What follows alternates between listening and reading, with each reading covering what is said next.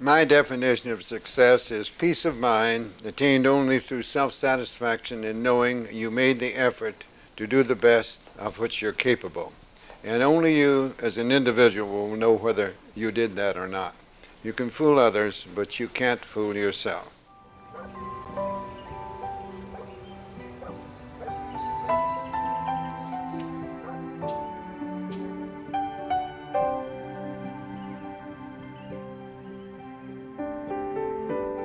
In the cradle of the sport, when the game was just growing up, an Indiana farm boy shot baskets at a hoop his father had forged out of iron.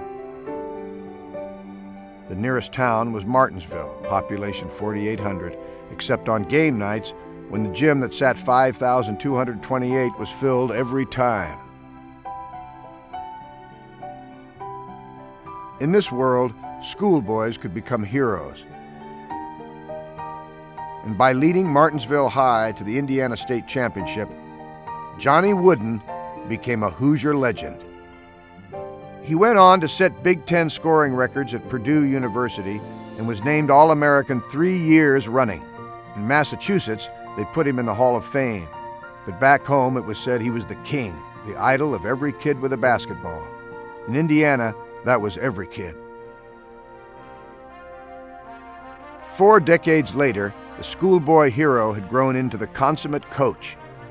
At UCLA, they called him the Wizard of Westwood, but the only magic he ever used was common sense.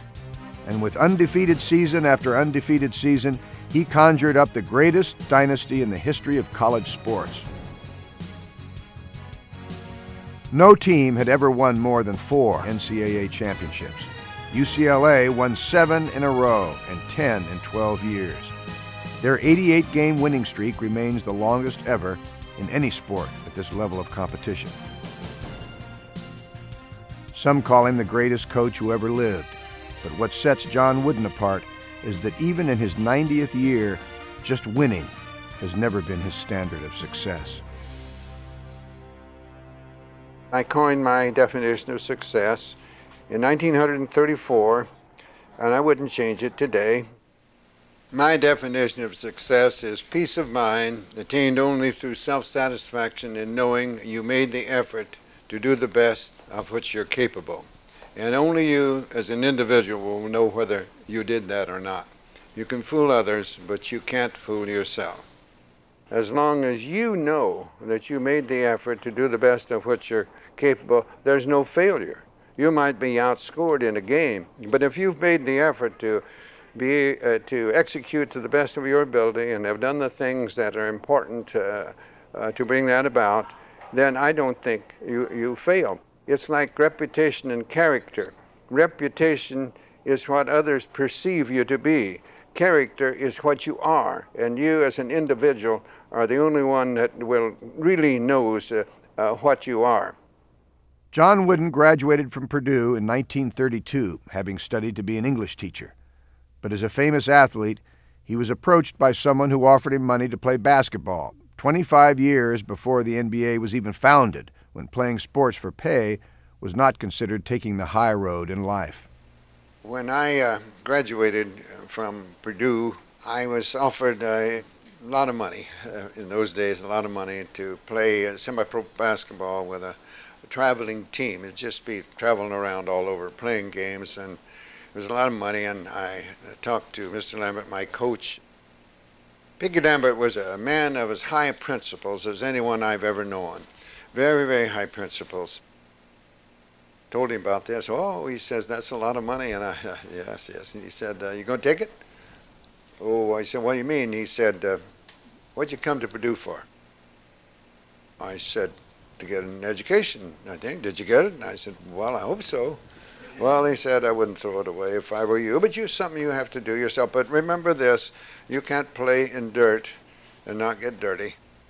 His coach had reminded him of something his father had once told him. Be true to yourself.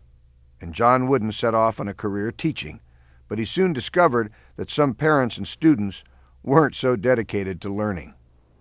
I found out, much to my surprise and disappointment, that many parents of the youngsters I had in my English classes were very critical of their youngsters if they didn't receive an A or a B.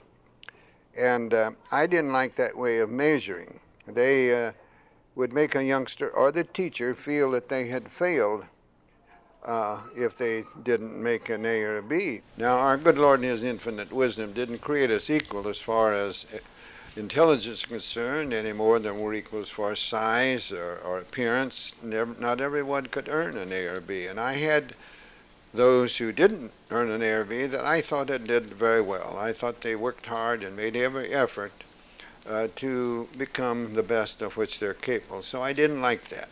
I wanted to come up with something that I hoped would make me a better teacher and give those under my supervision some manner in which they could come closer to really realizing their own personal competency. The first place he looked for guidance was home. I was raised on a small farm in southern Indiana. Dad tried to teach me and my three brothers that you should never try to be better than someone else. But he didn't stop there. He said, learn from others, and never cease trying to be the best that you can be. We're all equal in that respect. We're all equal of having the opportunity to make the most of what we have. I ran across a verse. I love poetry very much, and I ran across just a simple verse that said, at God's footstool to confess, a poor soul knelt and bowed his head. I failed, he cried. The Master said, thou didst thy best. That is success. And I believe that's true. It's not what others think of you. It's not what others perceive you to be. It's what you really are. And you're the only one that will really know that. He had radically redefined success, but the coach wanted to do more. He wanted to show his students how to achieve success in the classroom, at school, in life. What he created became a lasting monument to his teaching. What he created was a new way to approach life. About that time, I came across something called a ladder of achievement. Some person had taken a ladder with 5 rungs in the ladder and had named each rung of the ladder some particular trait or characteristic that this individual felt was necessary to get to the top of the ladder, where we'd all like to get, and that's all right. We might disagree on what we consider the top of the ladder to be, but we'd all like to get there. So couldn't use the ladder, but that gave me an idea. And my idea was a pyramid, and I chose to call it a pyramid of success. And I started this in 1934. I completed it in 1948 when I was teaching at Indiana State University just prior to coming to UCLA. For many, the Pyramid of Success would become the Wizard of Westwood's greatest gift. But far from being magical, the pyramid provided practical tools to help live real life in the real world. If you're relying on dreams and think the pyramid are going to make dreams come true, you're going to be sadly disappointed.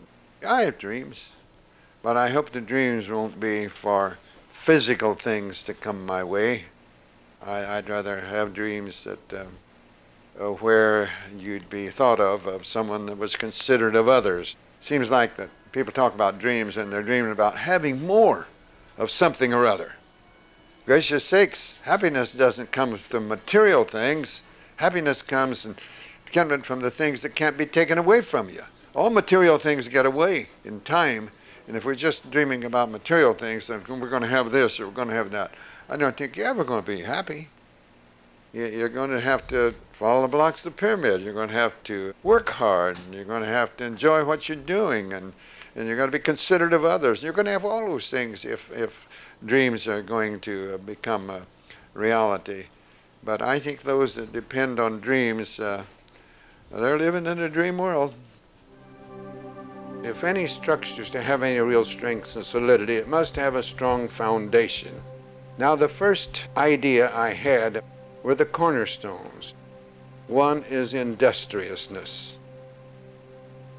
There is no substitute for hard work. If you're looking for the easy way, if you're looking for the trick, You might get by for a while, but you will not be developing the talents that lie within you. There simply is no substitute for work. Grantland Rice, a sports writer, wrote something called How to Be a Champion, and in part he said, "You wonder how they do it, and you look to see the knack. You watch the foot in action, or the shoulder, or the back, but when you spot the answer where the higher glamours lurk, you'll find in moving higher up the laurel-covered spire that the most of it is practice and the rest of it is work." I believe that is true. I'm reminded of a couple of players that I had, many of them. One was Conrad Burke, and when I saw him play on our freshman team, I thought, my, he's sort of hopeless. If he ever plays a minute in the varsity, freshmen weren't eligible in those days. If he's good enough to play a minute of the varsity must be pretty terrible. And do you know, the very next year, by the mid-season as a sophomore, he became a starter. He couldn't jump very well, but he knew how to get position. And he made a tremendous development, and only by working hard. He lacked the physical qualities that you'd like in your players, but he made up for it by his thinking and doing things properly and working hard. No one ever worked harder. I consider him as one of the most successful players I ever had. And the other cornerstone is enthusiasm. If you don't like what you're doing, there's no way you can come close to your own particular level of competency at whatever it might be. Enthusiasm of those in position of supervision or leadership infects others. It's contagious. And if you're going to expect good things from those under your supervision, you better show them that you really enjoy it yourself and are enthusiastic about what you're doing. Passion. Passion is temporary. It doesn't last long. Love is enduring. And that's the important thing. If we all had love in our lives, the degree that we should have, oh, it would be much happier. I like a little poem. It says, "A bell isn't a bell until you ring it. A song isn't a song until you sing it. And the love that is in us wasn't put there to stay. Love isn't love till you give it away."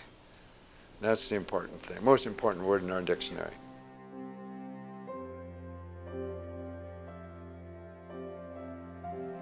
I was very fortunate, very, very fortunate. Nellie was my high school sweetheart. She was the only girl I ever dated. And we had 53 wonderful years together before I lost her. But she was so cooperative in every way, and I think we need help to help you do what you're capable of doing. She was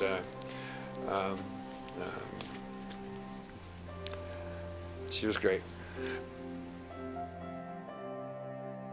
Things went in the order of Nell, his kids, and then basketball. And he was maybe fifth. We're talking about a very selfless man. We always knew how important his family was to him, his son and daughter and their kids. A lot of love and support, and it was obvious to us that family unit really supported him, and that was all the approval he really needed. Coach started every game with a ritual that dated back to his high school days with Nellie, always ending with the OK sign to her in the stands. And as long as she was there to receive the sign, everything really was okay.